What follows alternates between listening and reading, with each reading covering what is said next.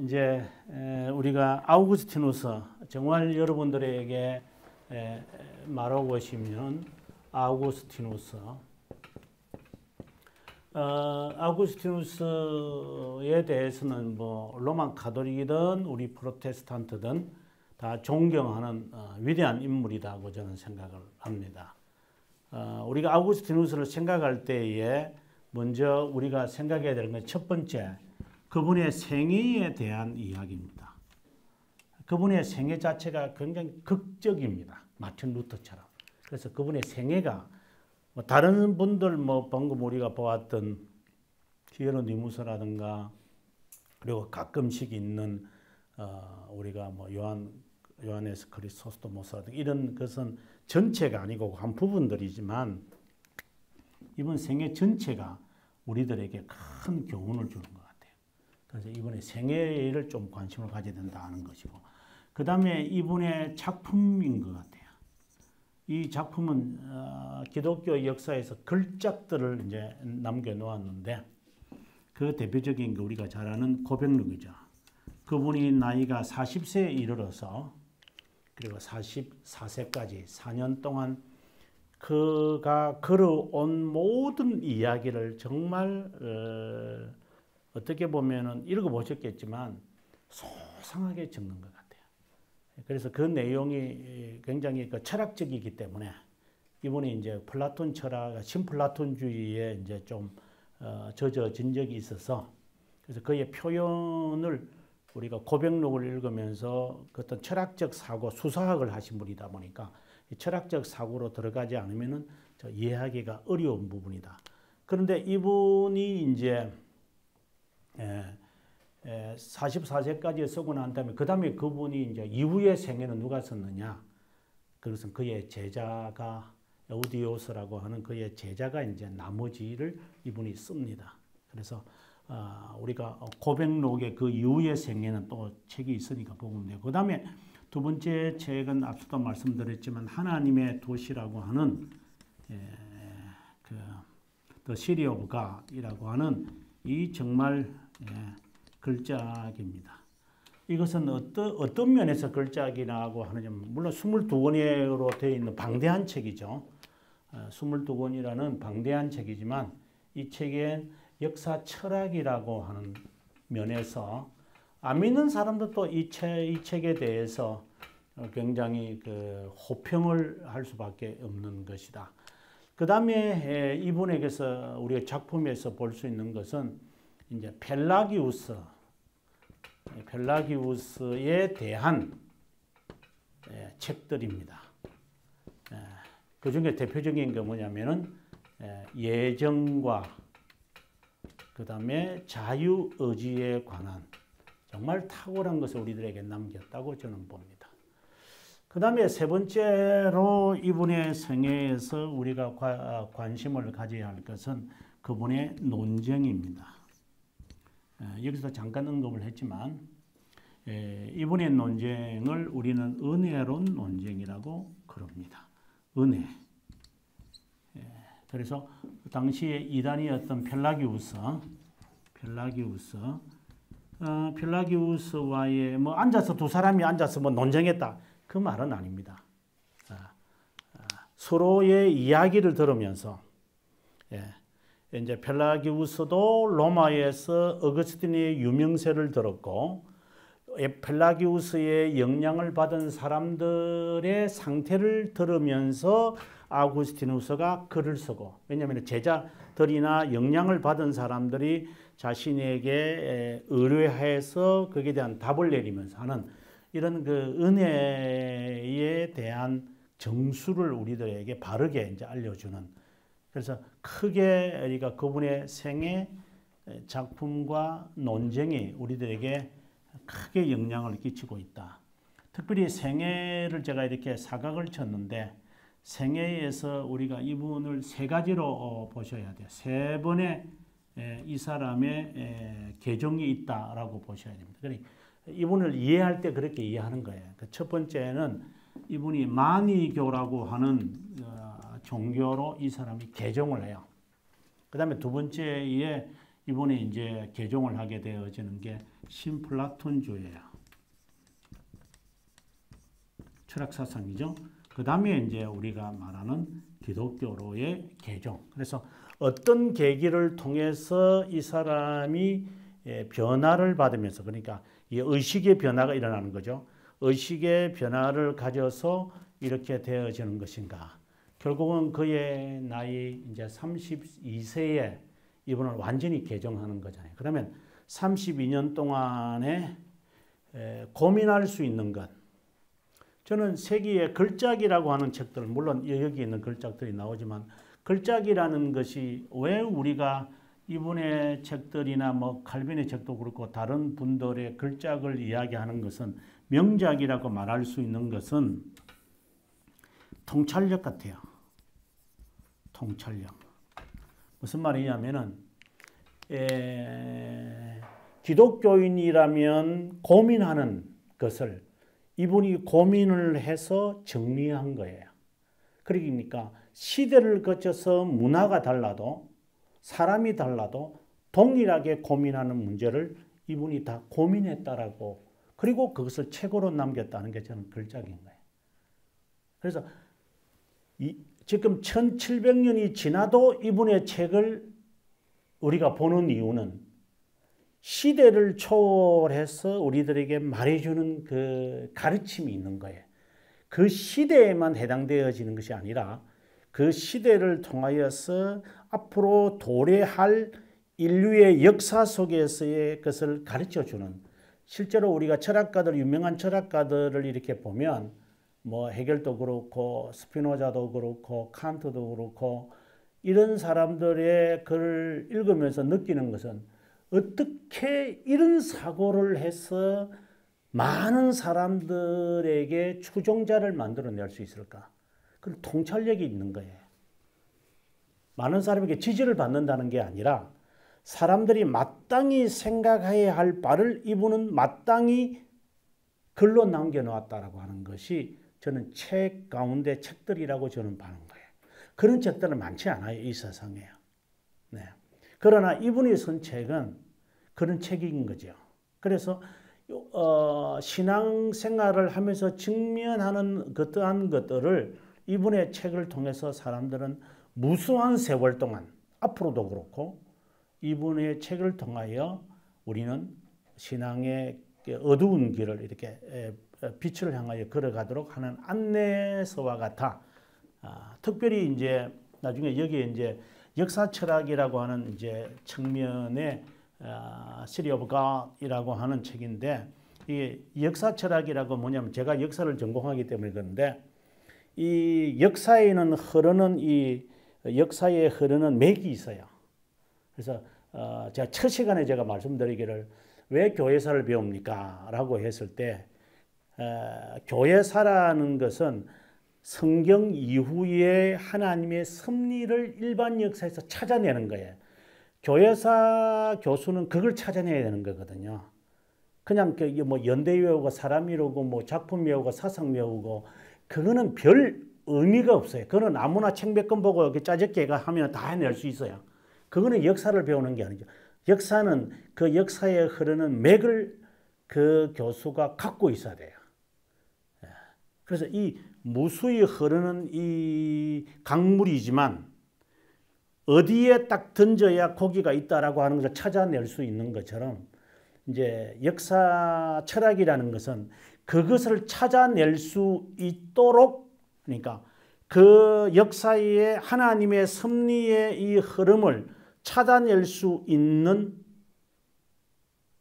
명제를 우리에게 제시해 줘야 돼. 그것이 가장 유명한 것 가운데 하나가 우리가 잘 알고 있는 하나님의 나라는 이미 임했지만 not yet 이라고 하는 아주 중요한 단어를 쓰는 거죠. 하나님의 나라는 이미 임했지만 완성된 것은 아니다. 이것은 무수한 사람들이 정말 명언이다. 자, 이런 것이 역사 철학인 거야.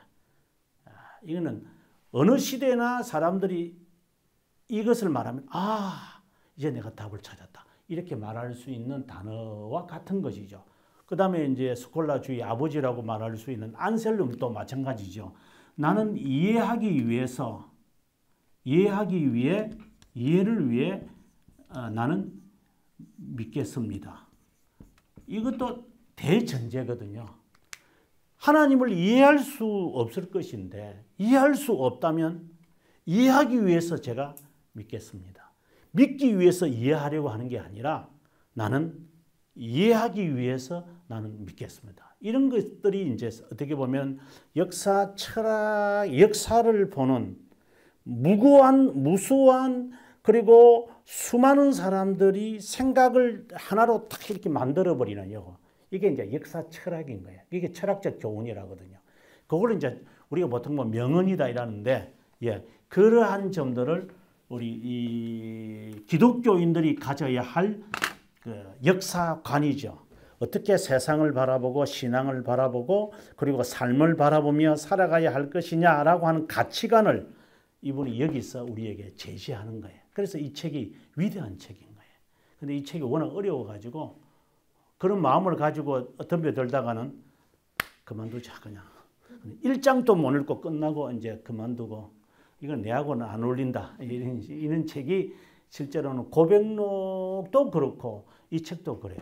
그러니까 이게 이제 철학책이다 보니까 철학적 사고가 따라와야 되는 이제 그런 좀 미안한 감은 있죠. 그래서 제가 기독교 강요를 좀 주석을 쓰고 난 다음에 그 다음에 이제 이분이 쓴 이 책들을 또 한번 주석을 쓸까 하는 마음을 갖고 있는데 스스로 포기했습니다. 제 능력에 밖에 있다고 생각했던. 왜냐하면 이 한 권의 책에 인생을 걸어야 될 상황이기 때문에 그만큼 이분들의 책들이 깊이가. 제가 여기서 소개하는 것은 제가 완전하게 소화해서 소개하는 것은 아니고 그래도 저 정도로도 소개해도 아마 괜찮을 거다. 이렇게 해서 제가 이 책에서 소개하고 있습니다. 자, 한번 보겠습니다. 271페이지에 가보게 되어지면은 두 번째 패러그래프. 아우구스티누스는 신앙과 지식의 관계에서 신앙이란 이해를 추구하는 신앙이라는 입장을 가졌습니다. 이러한 사상은 신학과 철학, 신학과 일반 학문을 함께 연구하는 중세 스콜라주의에 지대한 영향을 미쳤으며 르네상스 시대에 이르러서는 프로테스탄트를 낳게 했습니다. 그에게 있어서 중요한 신학적 공헌은 바로 은혜론입니다. 펠라기우스의 선행 구원론에 반대하여 하나님의 은혜를 강조하는 구원론을 우리에게 남겨주었습니다. 그의 생애 271페이지에 보면 먼저 소제목을 먼저 한번 볼게요. 어두움 위의 빛이라고 하는 그 제목이 있고요. 그 다음에 이제 좀 지나가시면은 이제 276페이지의 첫 번째 개종인 만이교로 그 다음에 279페이지에 가보시면 신플라톤주의로 그렇게 설명을 하고 그 다음에 이제 마지막으로 284페이지에 그리스도에게로라고 하는 그리고 이제 285페이지에 5페이지와 6페이지에 나오는 그의 고백록의 이 내용은 그가 중생의 경험을 하는 순간을 이렇게 자세하게 쓸 수 없을 것이다. 저는 개인적으로 그렇게 봅니다. 그래서 저도 개인적으로 이번에 책을 읽으면서 제 자신의 경건이란다. 중생의 경험을 이번에 글을 통해서 제가 확인하게 되었어요. 아, 중생이라는 것은 이런 거구나. 아, 내가 이렇게 해서 내가 예수님을 믿는다고 고백을 했고 그렇게 해서 내가 이 시간까지 오게 되었구나 하고 제 자신의 내면의 세계를 이분이 적나라하게 논리적으로 정리해 놓은 것 같아요. 그래서 이분의 그 책을 사랑하게 되어졌다 이렇게 개인적으로 봅니다. 자, 그리고 난 다음에 이제 제가 작품을 여러분들에게 이제 소개하는데 한번 볼까요? 295페이지부터 이제 작품을 여러분들에게 소개합니다. 당연히 297페이지 보면 하나님의 도시라고 하는 책을 어떻게 해서 쓰여졌고 어떤 내용인가. 그 다음에 300페이지 가보면 이분이 말하는 은혜라는 게 뭐냐? 그 이야기를 쭉 설명을 하면서 304페이지 원죄, 그 다음에 타락이라는 게 뭔가, 예, 그 다음에 이제 309페이지 가면 자유의지와 예정에 관한 이야기, 예, 이 이야기를 우리들에게 잘 말하고 있다고 저는 봐요. 길게 설명을 하죠. 그리고 이제 이 이야기를 저는 이분에게서 마무리하려고 합니다. 그래서 327페이지까지 간다면 이분의 내용이 한 60페이지 정도의 분량으로 이분을 제가 소개하고 있다고 봅니다. 그럼 앞으로 돌아와서 271페이지 한번 보도록 하겠습니다.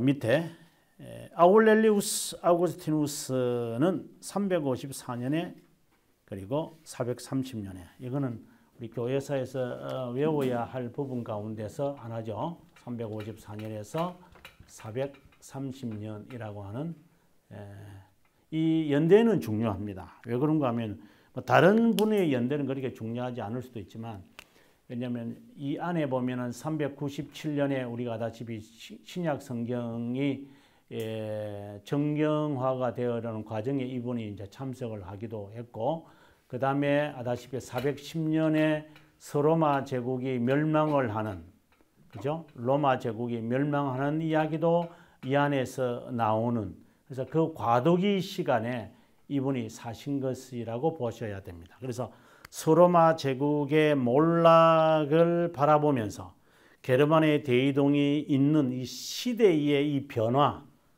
극적인 변화가 일어나는 것을 바라보면서 아하, 당연히 역사 철학을 쓸 수밖에 없겠구나. 과도기 속에서 이분이 이제 이 세상을 바라보는 눈을 쫙 제시하는 거죠. 우리는 그걸 이제 더듬어 가는 거죠. 계속해서 봅니다. 아우구스티누스의 생애에 대한 기록은 두 문헌에서 찾을 수 있는데 하나는 고백록이다. 44세 때에 이제 마무리한 그의 고백록. 그 다음에 40년 동안 자신의 제자 포시디우스라고 하는 사람이 그 이후의 생애, 그 이후에 30년 동안의 생애를 포시디우스라고 하는 제자가, 이것도 제자가 대단한 것 같아요. 40년 동안 그분 밑에 있었다는 게. 그래서 그의 마지막 순간까지 이분의 생애를 썼다라고 하는 것입니다. 그 다음에 272페이지 가보시면 두 번째 패러그래프에 누구든 그의 글을 읽다 보면 저는 그렇게 평가합니다. 어두움 위에 빛이다. 제가 정말 좋아하는 문구입니다. 자, 어린 시절을 어떻게 보냈는가? 간략하게 이제 뒤 설명이 워낙 중요해서 간략하게 보겠습니다. 고백록 1권에서 그의 어린 시절을 이야기하고 있다. 그는 11월 13일 타게스테에서 태어났다. 지금의 튀니지입니다. 제가 꼭 언젠가는 이곳에 한번 가고 싶다 할 정도의 장소인데 지금 흔적이 없죠. 당연히 흔적이 없지만 그러나 어거스틴 교회는 남아 있습니다. 그래 역사에서 이 장소가 어거스틴의 어릴 때 다녔던 교회다라고 하는 장소가 있어서 꼭 한번 가보고 싶은 장소 가운데 하나다라고 생각합니다. 제 밑에 보면 아버지는 이교도였다. 그리고 그 다음 페이지 273페이지에 어머니는 모니카로서 기독교인이었다. 이렇게 되어 있습니다. 이거는 잘 알고 있는 이야기일까요? 그 다음에 좀 내려가 보시면 모니카는 아들의 방황으로 인해 염려하며 아들의 진정한 개종을 위해 늘 하나님께 엎드렸고 실제로 노력했다. 아우구스티누스가 훌륭한 학자로 인정받는 데는 어머니로부터 받은 고전 교육이 한 몫을 했다. 그가 어린 시절부터 어머니에게서 영향을 받아 그리스도의 이름에 대하여 경외심을 가졌던 것도 사실이다. 이제 청소년 시기에 이제 이것이 싫었지요. 그러나 그의 고백록에서 이제 40줄에 이제 들어서 이것을 회상하면서 어머니의 그 위대함을 이제 그런 어머니는 이분의 위대함을 보지 못하고 죽죠. 개종을 보고는 죽지만 위대함을 보지 못했죠. 그러나 모니카는 나는 여성 가운데 최고의 여성이라고 저는 개인을 봅니다. 어릴 때 아우구스티누스는 집에서 이교적 책을 쓰는 법을 배우고 그리스어와 라틴 문학으로 된 작품을 접했을 뿐 이 시기에 기독교 신앙에 대한 조직적 교육을 전혀 받지 못했다. 그러니까 아마 신앙생활을 제대로 안 한 것 같아요. 11세에 지적인 재능을 보이자 아버지는 학교가 있는 마다우르스 지역에 보내 라틴 문학을 더 깊게 연구하도록 했다. 그곳의 교수들은 이교도들이었다. 잡신들의 동상이 있는 곳 아고라에서 공개 토론을 즐겼다. 다음에 카르타고에서 공부를 하려 했지만 어려운 집안 형편으로 잠시 학업을 중단하고 쉬면서 나쁜 길로 빠지게 된다. 쉽게 말해서 재수생이었다 이 말이죠.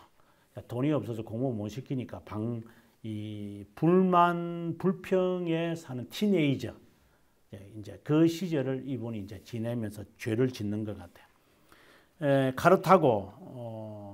카르타고 그의 어머니 친구인 로마니아누스의 훈을 받아 아프리카 수도였던 북아프리카를 말합니다. 카르타고로 가서 수사학을 이제 배우면서 10대 그러니까 청소년 시기에 그런 호사스러운 생활을 이어갔다. 쾌락주의자였다. 그리고 항상 사랑, 여기서 사랑이란 세속적 사랑을 말하는데 극장에 가서 자신의 불운함을 달래기도 했다. 뭐 지금 같으면 뭐 춤추는 곳인지 모르겠습니다. 아무튼 그런 데 가서 쾌락에 빠진 삶을 살았다. 왜 나이가 공부를 하는데 왜 공부를 안 시켜주느냐 라고 하는 그 티네이저로서의 그 반항을 마음껏 발휘했다 이렇게 봅니다. 그래서 그의 고백에서 이렇게 말합니다.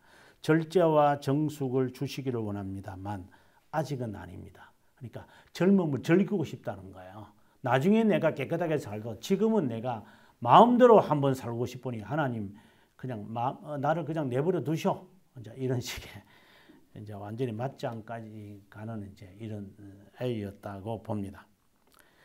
그리고 아버지가 세상을 떠나고 어머니가 학비를 책임되게 되자 그는 이제 돈을 벌여야 되겠다고 생각이 든 것 같아요. 그래서 문학에 관심을 가지고 그러면서 기독교 신앙은 퇴색하고 철학에 심취해 있던 그는 만이교의 이성적이고 체계적인 교리에 매력을 느꼈다.